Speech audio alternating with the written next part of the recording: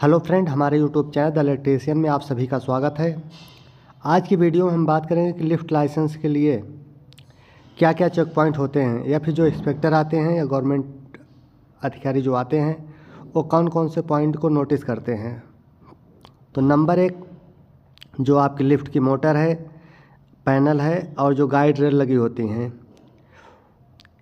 वो अर्थिंग से कनेक्ट होनी चाहिए। यदि कनेक्ट नहीं होंगी तो वो आपको एक कमी निकाल देंगे। ये अर्थिंग नहीं है, इसलिए आपका लाइसेंस रोक दिया जा रहा है। नंबर 2, लिफ्ट के पैनल को सप्लाई जो है ELCB से देना चाहिए। ज़्यादातर क्या होता है कि जो पैनल की सप्लाई होती है उसको हम MCB से दे देते हैं। नंबर 3 है, यदि हम गियरलेस मोटर का प्रयोग कर रहे हैं तो लिफ्ट का जो पैनल होता है वो टॉप फ्लोर के दरवाजे के बराबर में होना चाहिए। कभी कभी क्या होता है कि पैनल जो है हम ऊपर वाले फ्लोर पे दे देते हैं जहाँ हमारी मोटर लगी रहती है उसके बराबर में। गियरलेस मोटर का जो ब्रेक रिलीजर होता है वो लिफ्ट पैनल के पास टॉप फ्लोर पर लगा होना चाहिए। मतलब जहाँ पे लिफ्ट आपकी सबसे ऊपर ओपन होगी, ब्रेक रिलीजर भी उसी फ्लोर पर होना चाहिए। नंबर 5 है, आपकी पिट की जो न्यूनतम गहराई होनी चाहिए वो 5 फीट से कम नहीं होनी चाहिए, कम से कम 5 फीट होनी चाहिए। नंबर 6 है आपका इमरजेंसी अलार्म या हूटर। इसको आप ग्राउंड फ्लोर पर भी लगा सकते हैं या फिर आप कार्टअप के ऊपर भी लगा सकते हैं। नंबर 7 है आपका फायरमैन स्विच। जो आपका फायरमैन स्विच है वो आपका ग्राउंड फ्लोर पर लगा होना चाहिए और वर्किंग में हो। नंबर 8 है आपका पिट स्टॉप स्विच। तो जो पिट स्टॉप स्विच है आपका वो 2 लगे होने चाहिए। पहला जो है पिट में लगा होना चाहिए और दूसरा जो है जो नियरेस्ट डोर हो, बेसमेंट या ग्राउंड पिट के, उस दरवाजे के मिडिल में होना चाहिए।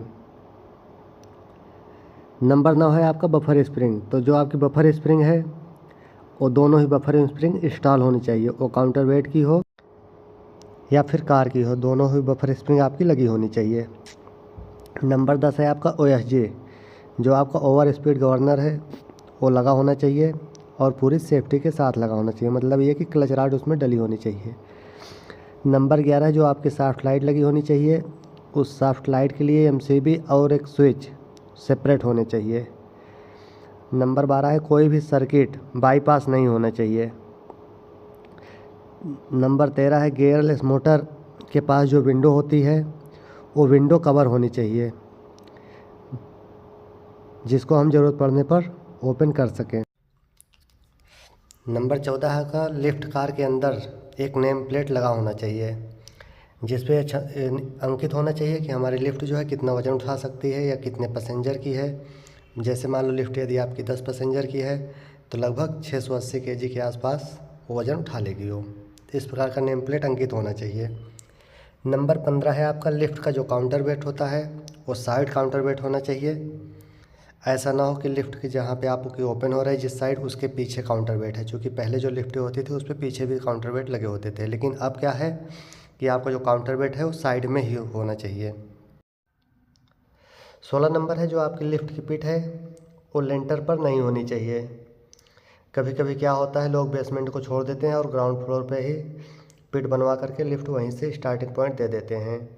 तो यदि आपके पास बेसमेंट है तो आपको लिफ्ट को जो है बेसमेंट से लेना है, मतलब कि पिट जो है बेसमेंट में होनी चाहिए, या उसके नीचे भी अगर और भी है बेसमेंट 2 है तो वहाँ से होना चाहिए। आपको लिंटर पर पिट नहीं देना है। इसके बाद 17 नंबर है, जब आपकी लिफ्ट टॉप फ्लोर पर खड़ी हो तो लिफ्ट के जो कार्टअप है और जो आई चैनल है जिस पे आपकी मोटर रखी है उसके बीच की न्यूनतम दूरी 4200 mm होनी चाहिए। 4200 mm से कम दूरी रहेगी तब भी आपका लाइसेंस पास नहीं होगा। नेक्स्ट पॉइंट है, जो लिफ्ट में आई बीम या आई चैनल का प्रयोग कर रहे हैं उसका एक सिरा कार के दरवाजे के साइड होना चाहिए। मतलब जिस साइड आपका दरवाज़ा लिफ्ट का ओपन हो रहा है उसका एक सिरा उसी साइड होगा और जो उसका आई बीम का दूसरा सिरा होगा वो दरवाजे के पीछे साइड में होगा। लास्ट पॉइंट है, लिफ्ट में जो आपकी जो है ARD या फिर UPS लगा होना चाहिए। अब हम मिलते हैं आपको नेक्स्ट वीडियो में। नेक्स्ट वीडियो हम आपको दिखाएंगे लाइव के कौन सा पॉइंट कैसे लगा होता है या फिर कहाँ पे क्या गलती होती है।